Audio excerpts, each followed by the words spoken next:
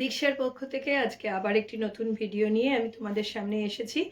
আজকে যে ভিডিওতে তোমাদের যে ভূগোলে যে পর্যায় বা চ্যাপ্টারটা নিয়ে পড়ানো হবে সেটি হচ্ছে কন্টিনেন্টাল ড্রিফট বা মহাদেশীয় সঞ্চালন তত্ত্ব। কন্টিনেন্টাল ড্রিফট থিওরি বা মহাদেশীয় সঞ্চালন তত্ত্ব 11-12-তে রাফলি একটু লেখা থাকে, গ্র্যাজুয়েশন লেভেলে এটা রয়েছে এবং এটা একটা এমন ধরনের কনসেপ্ট যে এই কনসেপ্টটাকে যদি মানুষের না বুঝতে পারে তাহলে প্লেট টেকটনিকের প্রথম পর্যায়টাই মোটামুটি মানুষে বুঝতে পারবে না বা পারছে না, এটাকেই ধরে নিতে হবে। কন্টিনেন্টাল ড্রিফট থিওরি 1912 সালে আলফ্রেড ওয়েগনার এটার হোতা বলা যেতে পারে এবং তিনি এই থিওরিটি সম্পর্কে অনেক দূর পর্যন্ত নিজের প্রচেষ্টায় অনেক কিছুই বার করেছিলেন।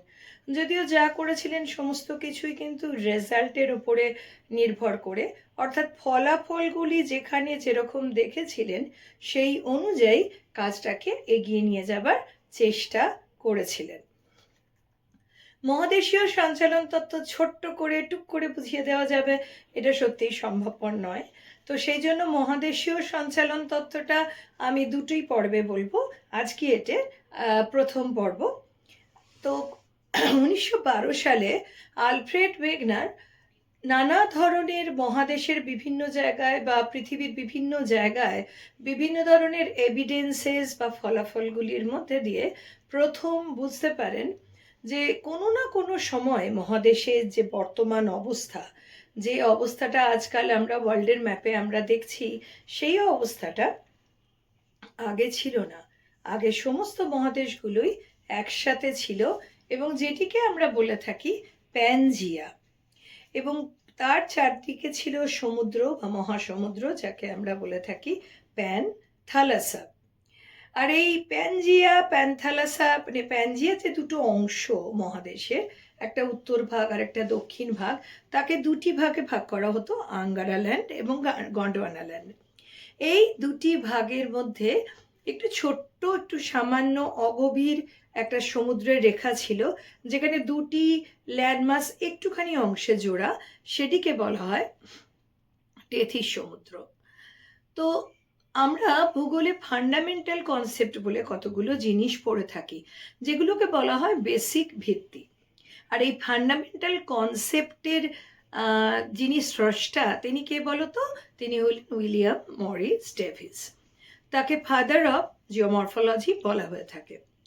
তো এই ফান্ডামেন্টাল কনসেপ্টগুলোর মধ্যে দিয়ে ভূগোলের কতগুলো তাত্ত্বিক তথ্য বিশ্লেষণ করতে আমাদের খুব সুবিধা হয়, বিশেষ করে টেকটনিজম, ক্লাইমেট চেঞ্জের ব্যাপারগুলো, ফিজিক্যাল বিভিন্ন পার্টগুলো, এইগুলো বুঝতে খুব সুবিধা হয়। এখন দেখো, জিওগ্রাফির মধ্যে বর্তমানকালে বিশেষত হিসেবে বিভিন্ন রকম ভাগ দেখতে পাওয়া গেলেও এর আগেও বলেছি জিওগ্রাফি বলা যেতে পারে যে একটা ইন্টার রিলেটেড সায়েন্স, যেটা অনেক কিছুর সঙ্গে জড়িত। সুতরাং কোনো একটা পার্টিকুলার পয়েন্টকে হাইলাইট করে এখানে বলা কখনোই সম্ভব না। তো আমি আমার ছাত্রছাত্রীদের বা যারা তাদের মাধ্যমে অন্যরাও শুনছো, এবং আশা করব যারা শুনছো তারা তাদের বন্ধু বান্ধব বা স্কুল কলেজের সবার মধ্যেই এটি শেয়ার করবে। অ্যান্ড এটি শেয়ার করার মধ্যে যাদের তোমাদের মনের মধ্যে অনেকেরই এই কনসেপ্টগুলি বোঝার মধ্যে অনেক রকম কোয়েশ্চেন মার্ক আছে, আশা করব এটি শোনার পরে হয়তো অতটা কোয়েশ্চেন মার্ক থাকবে না। আমি বলছি না যে এই একদম কোয়েশ্চেন মার্ক সম্পূর্ণ চলে যাবে এবং সবাই খুব ক্লিয়ার বুঝে যাবে, নাও হতে পারে। তাহলে তোমাদের ক্ষেত্রে যদি সেরকম কোনো কোয়েশ্চেন এসে দাঁড়ায় তাহলে ডেফিনেটলি আমাকে কমেন্ট করে জানিও। এবং আমার ইনবক্স নাম্বার ছাড়াও আমার অনলাইন অফলাইন ক্লাসেস নাম্বার তো স্ক্রিনের ওপর দেওয়াই থাকে, তো সেইখান থেকে দেখেও তোমাদের ইচ্ছা হলে কল করতে পারো বা হোয়াটসঅ্যাপে জেনে নিতে পারো। যারা গ্র্যাজুয়েশনে পড়ছো অনেকেই ফার্স্ট সেমিস্টার প্রায় শেষ হলো, সেকেন্ড সেমিস্টার শুরু হবার পথে, অনেকেই এখনো ডিলেমায় ছিলে যে কি নিয়ে পড়বো বা কি করছি, এখনো বাংলায় পড়বো না ইংলিশে পড়বো। তো এই প্রসঙ্গে বলতে পারি বাংলা ইংলিশ দুটিতেই গ্র্যাজুয়েশন পড়ানো হয়। কারো ইচ্ছে থাকলে বা প্রয়োজন থাকলে স্ক্রিনে লেখা নাম্বারে যোগাযোগ করতে পারো। তো যে পয়েন্ট নিয়ে আজকে আলোচনা করা হচ্ছে সেই পয়েন্টের কথাগুলো যদি আমরা বলি, তাহলে ফান্ডামেন্টাল কনসেপ্টের কতগুলো যে 10টা ফান্ডামেন্টাল কনসেপ্ট রয়েছে, অনেকগুলো ফান্ডামেন্টাল কনসেপ্টই একটার সঙ্গে জড়িত। এর মধ্যে একটা রয়েছে কি, যে প্রেজেন্ট ইজ দ্য কি টু দ্য পাস্ট। এই যে পৃথিবীর বিভিন্ন খবরাখবর, বিভিন্ন ধরনের অতীতে কি হয়েছিল, জিওমরফোলজিক্যালি, জিওলজিক্যালি, জিওটেকটনিক্যালি, এগুলো তো আমাদের জানার এত কথা নয়। তো এগুলো আমরা কি থেকে জানি? বা এই নদীটার আগে এইটা ছিল, এই পথ দিয়ে যাতায়াত করেছে, এই হয়েছে বা ওই হয়েছে, এগুলো আমরা কি করে জানছি? তো এগুলো জানার সব থেকে বড় ব্যাপার হচ্ছে যে বর্তমানে দাঁড়িয়ে আমরা পেছনের দিকটা জানতে পারি। আর পেছনটা না জানলে, আমরা অতীতের কথা না জানলে কখনো কিন্তু বর্তমানে কি হয়েছে বা কেন ঘটেছে সে জিনিসটা, সেটা খুঁজে পাবো না। আর বর্তমানের বিশ্লেষণ না করলে ভবিষ্যতে কি হতে পারে সেটা প্রেটেন্ড করতে পারবো না। এবার এটা একটা ছোট্ট উদাহরণের সাহায্যে বলি। ধরো তোমরা কালকে কলেজে গেছো বা স্কুলে গেছো, তুমি সেখানে সুস্থই ছিলে। পরের দিন যখন স্কুলে গেলে তখন দেখা গেল তোমার হাতে একটা হ্যান্ড স্লিং লাগানো আছে, হাতটি তোমার ভেঙে গেছে এবং হাতটাকে তুমি এইভাবে গেছো। তো এই যে তুমি হাতটা এইভাবে গেছো, টিচার থেকে শুরু করে তোমার সহপাঠীরা প্রত্যেকেই কিন্তু তোমাকে জিজ্ঞেস করবে যে কি হয়েছিল বা কি হয়েছে। এই যে কি হয়েছে, এইটা কিন্তু প্রেজেন্টে জিজ্ঞেস করা হচ্ছে, অর্থাৎ তোমার এই অবস্থাটা দেখার জন্য তোমাকে জিজ্ঞেস করা হচ্ছে। এই জিজ্ঞেস করার পেছনে গতকাল বা আজ সকাল যে সময়ই হয়ে থাকুক না কেন, সেই ঘটনাটা সম্পর্কে তোমার যে উক্তি, সেটার মাধ্যমে আমরা কিন্তু পাস্টের বা অতীতের কথাটা, মানে তাৎক্ষণিক সেই সময়টার আগেকার ঘটনাটা সম্পর্কে জানতে পারবো। এবার জানতে পারার পরে এই বর্তমান অবস্থার পরিপ্রেক্ষিতে কি করা উচিত, কতটা করা উচিত, বা কতদিন পরে আবার ডাক্তার দেখানো হবে, এই ধরনের ঘটনাগুলি সেখানে আসবে। সুতরাং তিনটে জিনিস, অর্থাৎ পাস্ট, প্রেজেন্ট আর ফিউচার, তিনটেই কিন্তু মোটামুটি একটা লাইনের উপরে দাঁড়িয়ে থাকে। তো আমরা যখন এই মহাদেশীয় সঞ্চালন তত্ত্ব নিয়ে আলোচনা করেছি বা যখন উনি বের করেছেন, তখন কিন্তু উনি বিভিন্ন জায়গার এভিডেন্সগুলোকে খুব হাইলাইট করেছেন। এভিডেন্সগুলো কীরকম? যেমন ধরো, এই যে গোটা পৃথিবী একসাথে ছিল, তো এই একসাথে থাকার তো নিশ্চয়ই কিছু না কিছু প্রমাণ আছে। যেমন আমরা সবাই জানি রয়্যাল বেঙ্গল টাইগার, এটা কিন্তু বেঙ্গল স্পিসিস, যেটা বাঘের গায়ে কালো ডোরা কাটা দাগ থাকে। এরকম এক ধরনের সাদা বাঘও দেখতে পাওয়া যায়, সাদা বাঘের গায়েও ডোরা কাটা দাগ থাকে। তো এই যে স্পিসিসটা, এই রয়্যাল বেঙ্গল টাইগারের এই যে ডোরা কাটা হলুদ গায়ের রঙের যে দাগটা, এই যে স্পিসিসটা, এই যে এই ধরনের যে বাঘটা, এটা কিন্তু পৃথিবীর অন্য কোথাও আর পাওয়া যায় না। আর পাওয়া যায় না বলেই এটার নাম কিন্তু রয়্যাল বেঙ্গল টাইগার। সুতরাং কেন পাওয়া যায় না, এটা একটা বড় কোশ্চেন। সেটা তো বায়োডাইভার্সিটির পার্ট, নো ডাউট, এনভায়রনমেন্টের ক্ষেত্রে। কিন্তু প্রশ্ন হচ্ছে, আমরা ক্লাস 9-10-এ ল্যামার্কিজম এবং ডারউইনিজম পড়েছিলাম। ল্যামার্কিজম আর ডারউইনিজমের মাধ্যমে সার্ভাইভাল ফর দ্য ফিটেস্ট, অর্থাৎ যে কোনো জিনিসের সঙ্গে যে সয় সে রয়, অর্থাৎ যে ক্লাইমেট বা চেঞ্জেবল বিভিন্ন অবস্থার সঙ্গে নিজেকে খাপ খাওয়াতে পারবে, অটোমেটিকলি সে জায়গায় রয়ে যাবে। এবং অভিযোজনের মাধ্যমে, ধরো একটি মেয়ে একটা জায়গা থেকে বিয়ে হয়ে অন্য জায়গায় গেছে, তো তার বাড়ির যেরকম খাওয়া দাওয়া, যে বাড়িতে সে গিয়ে পৌঁছলো সে বাড়িতেও যে সেই রকম খাওয়া দাওয়া হবে ভারতীয় কালচারে, তা নাও হতে পারে। তো সেইটা তাকে কি করতে হবে, সেটা তাকে অভিযোজিত করতে হবে, অ্যাডজাস্ট করতে হবে। ঠিক প্রাণীদের ক্ষেত্রেও সেরকম জিনিস। অর্থাৎ প্রাণীদের ক্ষেত্রে সে জিনিসটা কি হয়, অর্থাৎ বাইরের যে আবহাওয়াটা আসছে ধীরে ধীরে যখন চেঞ্জ হতে হতে তাদের শরীরের মধ্যেও নানান ধরনের পরিবর্তন দেখা যায়। কারণ প্রথমেই তো পরিবর্তনটা তৈরি হবে না, প্রাণীও একটা সার্টেন টাইমে বুঝতে পারবে যে না, আমি এইভাবে থাকলে এইরকম ঠান্ডায় থাকতে পারবো না, আমি এইভাবে থাকলে এরকম গরমে থাকতে পারবো না। সুতরাং তার মধ্যে বিভিন্ন ধরনের সহ্য ক্ষমতা আসবে, বা সেটাকে অ্যাডজাস্ট করার মতো তো শারীরবৃত্তীয় অঙ্গগুলোর মধ্যে কিছু না কিছু অভ্যাসগত চেঞ্জ তৈরি হবে। ঠিক এরকমভাবে ল্যান্ডফর্মের ক্ষেত্রেও বেশ কিছু জিনিসপত্র দেখতে পাওয়া যায়। এবং ক্লাইমেট অনুযায়ী বিভিন্ন জায়গায় বিভিন্ন ধরনের জিওমরফিক এজেন্ট, সেটা নদী হোক, বায়ু হোক, আবহাওয়া বিকারের ক্ষেত্রে কোন ধরনের আবহাওয়া বিকার হবে, আমারই ভিডিওতে দেখবে এই জিনিসটি দেওয়া আছে, তার লিঙ্ক আমি ডেসক্রিপশন বক্সে দিয়ে দেবো। ওয়েদারিং রিলেটেড ক্লাইমেটের অংশটা যাদের জানা নেই বা পড়লে বা দেখে নিলে সুবিধা হয়, তারা আবার দেখে নিতে পারো। তো এইখানে অটোমেটিকলি এই যে আমরা যে জিনিসটার কথা বললাম আর কি, যে কোনো অবস্থাতে যে কন্টিনিউ চেঞ্জ হচ্ছে, সেই চেঞ্জ হওয়া বস্তুটার সঙ্গে আলটিমেটলি সেইখানে যে ধরনের প্রাণীগুলো রয়েছে, সে প্রাণীগুলো যদি তার সঙ্গে নিজেদেরকে খাপ খাইয়ে নিতে পারে, তাহলে ওই ক্লাইমেটে থাকবে। আর যদি তারা এই নিজেদেরকে খাপ খাইয়ে না নিতে পারে, তাহলে ওই ক্লাইমেটে তারা থাকবে না। এটা খুব স্বাভাবিক ব্যাপার। সুতরাং বা তারা, যার জন্য ডাইনোসরাস একসময় অবলুপ্ত হয়ে গিয়েছে। এমনি রয়্যাল বেঙ্গল টাইগার অন্যান্য জায়গায় পাওয়া যায় না মানে টাইগার পাওয়া যায় না তা না, রয়্যাল বেঙ্গলের এই পার্টিকুলার স্পিসিসটা পাওয়া যায় না। সুতরাং আবার ধরো যেমন ক্যাঙ্গারু, ক্যাঙ্গারুর প্রচুর ফসিল দক্ষিণ ভারতের অনেক জায়গাতেই পাওয়া যায়। ক্যাঙ্গারু একটা স্তন্যপায়ী প্রাণী, আমরা সবাই জানি। কিন্তু ক্যাঙ্গারু কিন্তু আমাদের বলা যেতে পারে বিলুপ্তপ্রায় প্রাণী। বেশি ক্যাঙ্গারু কিন্তু নেই পৃথিবীতে, এবং ক্যাঙ্গারু একমাত্র অস্ট্রেলিয়াতেই দেখতে পাওয়া যায়। তাহলে আমরা যখন প্যানজিয়া সম্পর্কিত সামান্য অংশ পড়েছি বা জেনেছি, তখন আমরা জানি অস্ট্রেলিয়া, দক্ষিণ আফ্রিকা, দক্ষিণ আমেরিকার নিচের অংশগুলো, এইগুলো কিন্তু ভারত সংলগ্ন গন্ডোয়ানা ল্যান্ডের সঙ্গে যুক্ত ছিল। তাহলে সাঁতার কাটতে কাটতে ভারতে চলে এসেছে, এটা ভাবা তো খুবই ভুল। কারণ যদি সাঁতার কাটতে কাটতেই সে চলে আসে, তাহলে তো সে ভারতবর্ষে এখনো জীবিত অবস্থাতেই থাকবে, ফসিল তো হবে না। সে মারা গেছে বলেই ফসিল বা প্রস্তরীভূত হয়ে গেছে।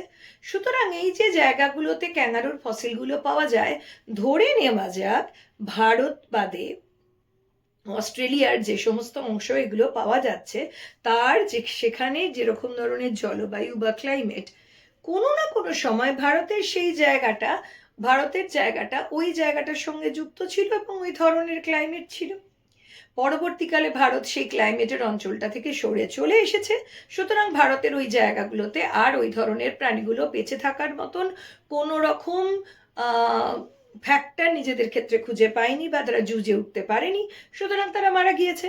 অস্ট্রেলিয়ার ক্ষেত্রে সে জিনিসটা হচ্ছে না, তাই জন্য তারা এখনো পর্যন্ত বেঁচে রয়েছে। বা আরো সোজা উদাহরণ যদি দেওয়া যেতে পারে, তাহলে তোমরা কখনো ক্লাইমেট চেঞ্জের এক্সাম্পল হিসেবেও যদি দেখো, তাহলেও দেখবে যে পৃথিবীর বিভিন্ন প্রান্তে কিন্তু বিভিন্নভাবে ক্লাইমেট চেঞ্জ হয়েছে। পৃথিবীর সৃষ্টি থেকে শুরু করে আজ পর্যন্ত বিভিন্ন জায়গায় বিভিন্নভাবে ক্লাইমেট চেঞ্জ হয়েছে। যেমন ধরো আমাদের দেশের যে জায়গাটাতে হরপ্পা মহেঞ্জোদারো সভ্যতা ছিল, ইতিহাস বলছে যে নদী সংলগ্ন অংশগুলোতে সাধারণত সভ্যতাগুলো গড়ে ওঠে। কারণ জল হচ্ছে জীবন, জল ছাড়া বেঁচে থাকা বলো, বাণিজ্য বলো, কৃষিকাজ বলো, কোনোটাই সম্ভবপর নয়। এবং ইতিহাস তো অন্ততপক্ষে সেই ধরনের সাক্ষী আমাদেরকে দিয়ে থাকে। তাহলে যে অঞ্চলটা জুড়ে হরপ্পা মহেঞ্জোদারো সভ্যতার এভিডেন্সেসগুলো পাওয়া যায়, বা যে অঞ্চলটা হরপ্পা মহেঞ্জোদারো সভ্যতার সঙ্গে যুক্ত, সে জায়গাটা বর্তমানে প্রায় অর্ধ মরুভূমি বা মরুভূমি অঞ্চলের সঙ্গে যুক্ত। তাহলে মরুভূমিতে সভ্যতা গড়ে উঠেছে, এটা ভাবার তো কোনো কারণ নেই। তাহলে যখন হরপ্পা মহেঞ্জোদারো সভ্যতাটা গড়ে উঠেছিল, তখন নিশ্চয়ই সেখানে মরুভূমি ছিল না, সেখান দিয়ে নদীগুলি যেত। বর্তমানে যে অঞ্চলটাকে পঞ্চনদীর দেশ বলা হয়, সেই নদীরই কিছু অংশ কিন্তু সেখান দিয়ে প্রবাহিত হতো। নদী সংলগ্ন ওই জায়গাগুলো কিন্তু হিমালয় উত্থানের সময় চেঞ্জ হয়েছে, এবং তারই একটা কারণ হিসেবে ভূ উত্থিত অবস্থায় টেকটনিজমের ফলে বা পাত সংস্থানগত বিভিন্ন রকম ভূমিরূপের চেঞ্জ হবার ফলে ক্লাইমেট চেঞ্জ হয়, ভূমিরূপের পরিবর্তন হয়, অগ্নুদ্গম হয়, ভূমিকম্প হয়। তার ফলে কি হয়, নদীর গতিপথ চেঞ্জ হয়ে যায়। তখনকার দিনের মানুষের সায়েন্স এতটা পরিবর্তনশীল জায়গার সঙ্গে বা এত পরিবর্তনশীল সমস্ত কিছু প্রাকৃতিক পরিবেশের সঙ্গে নিজেদেরকে খাপ খাইয়ে উঠতে পারেনি। সুতরাং ধীরে ধীরে ধীরে ধীরে সভ্যতা জলের অভাবে ধীরে ধীরে সে জায়গাটা নষ্ট হয়ে গেছে। কারণ জল এমন একটা জিনিস, মানুষ খাবার না খেয়ে কিছুদিন থাকতে পারলেও জল না খেয়ে কিন্তু থাকতে পারে না। অ্যান্ড ইনফ্যাক্ট সেই কারণের জন্যই কিন্তু জলের আরেক নাম জীবন। তো যাই হোক, আমরা আবার যদি মেন পয়েন্টে ফিরে আসি, এটা তোমাদেরকে উদাহরণ দিয়ে সহজ করে বুঝিয়ে দেবার জন্য বললাম। এছাড়াও যদি তোমরা দেখো যে আমরা পৃথিবীকে গোল, মোটামুটি রাফলি, গোল তো পৃথিবী নয়, অভিগত গোলক, যার মাথা ওপর দিকটা এবং নিচের দিকটা একটু সামান্য চাপা, আর পেটের দিকের অংশটা দুপাশে একটু সামান্য ফোলা। তো যাই হয়ে থাকুক, গোলাকার বলা যেতে পারে। পৃথিবীর এই গোলাকার অংশের ক্ষেত্রে যদি আমরা লক্ষ্য করে দেখি, তাহলে পৃথিবীর যেখানে নিরক্ষরেখা আছে তার পরিধি সব থেকে বেশি। তারপরে যতগুলি অক্ষরেখা আছে ততগুলির পরিধি ধীরে ধীরে কমতে কমতে উত্তর মেরুবিন্দু আর দক্ষিণ মেরুবিন্দুতে পরিণত হয়েছে। এবার বর্তমানে যেখানে ব্রিটিশ যুক্তরাষ্ট্র রয়েছে, সেই ব্রিটিশ যুক্তরাজ্য অঞ্চলটি কিন্তু এখন মধ্য অক্ষরেখার ওপরে, অর্থাৎ আমরা 66.5 অক্ষরেখা সংলগ্ন যে অঞ্চলটি, যেখানে প্রায় অন্তত 12 মাসের মধ্যে 7.5 কি 8 মাস কিন্তু ঠান্ডার মধ্যেই থাকে। কারণ আমরা জানি কর্কটক্রান্তি বা মকরক্রান্তি অনুযায়ী বা রিভলিউশনারি নিয়ম অনুযায়ী পৃথিবীর ক্ষেত্রে রেভলিউশন যে টাইম পিরিয়ড রয়েছে, যার জন্য তোমার ঋতু পরিবর্তন হয় বা দিন রাতের পার্থক্যের মধ্যেও চেঞ্জ হয়, তো সেই কারণের ভিত্তিতে বলা যেতে পারে সেখানে তো তোমার বেশিরভাগ সময়টাই ঠান্ডা থাকে। বাকি বেশি জিনিসটাই কি হয়, বেসিক জিনিসটা নিরক্ষরেখা, কর্কটক্রান্তি রেখা আর মকরক্রান্তি রেখার মধ্যেই ঘোরে। এর আপার লিমিট কর্কটক্রান্তি রেখা আর লোয়ার লিমিট বলা গেল মকরক্রান্তি রেখা। এবার নিরক্ষরেখা মানে কি ইকুয়েটর, কর্কটক্রান্তি মানে tropic of cancer 23.5 degree north latitude, আর নিচে রয়েছে 23.5 ডিগ্রি সাউথ ল্যাটিটিউড, যাকে আমরা বলি ট্রপিক অফ ক্যাপ্রিকন।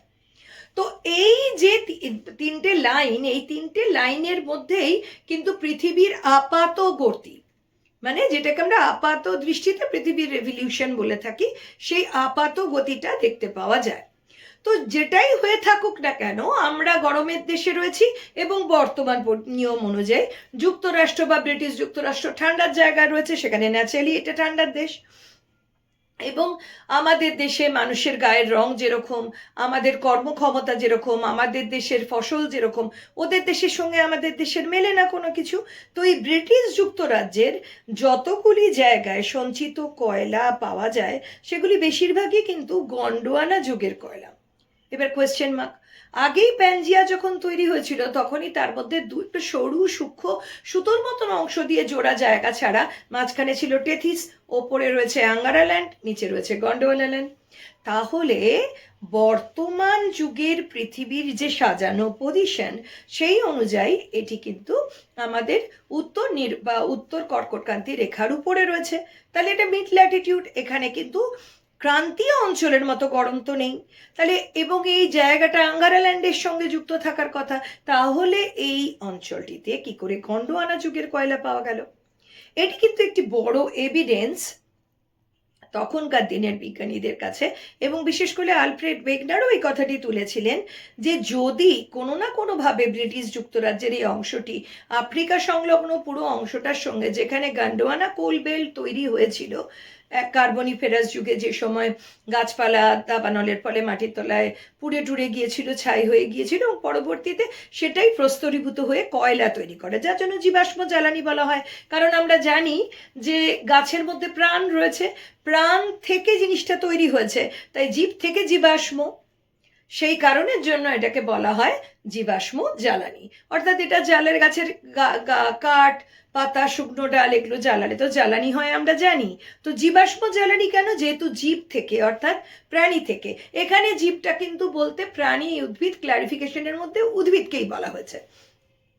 তো যাই হয়ে থাকুক, এই জীবাশ্ম জ্বালানি জিনিসটির ফলেই যে বেল্ট অনুযায়ী, যে জায়গা অনুযায়ী টোটাল কার্বনিফেরাস যুগে গন্ডোয়ানা কোল ফরমেশন তৈরি হয়েছিল, সেই কোল ফরমেশনটা ওই একই জায়গায় ব্রিটিশ যুক্তরাজ্য থাকার জন্য তার মধ্যেও হয়েছিল।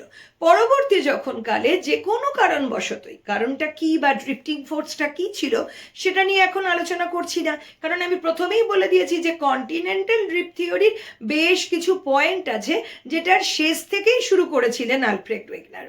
কারণ তিনি যে সময় এই জিনিসগুলোকে নিয়ে আলোচনা করেছেন বা এই জিনিসগুলো বিশ্ব সমক্ষে বিজ্ঞানী মহলে তুলে নিয়ে এসেছিলেন, সেই সময় সায়েন্সের অনেক কিছু জিনিসই আবিষ্কার হয়নি।